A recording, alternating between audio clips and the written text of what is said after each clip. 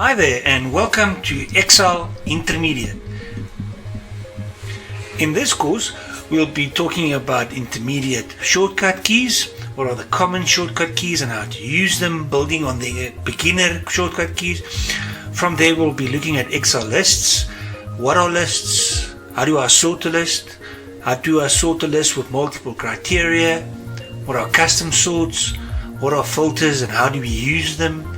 How do we format lists as tables? We'll be looking at some database functions, introduction to database functions. What is the dsum function?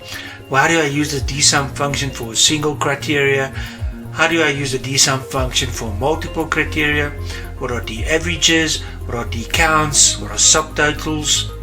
We'll be looking at data validation as well as decimal data validation, looking at input and error messages. How do we import and export data from text files and databases? How do we create basic charts such as column charts and pie charts?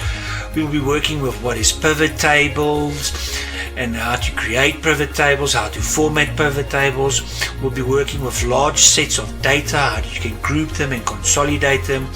We'll look at some of our VLOOKUPs and index and match, as well as some hyperlinks and text to columns. So sit back and enjoy the course.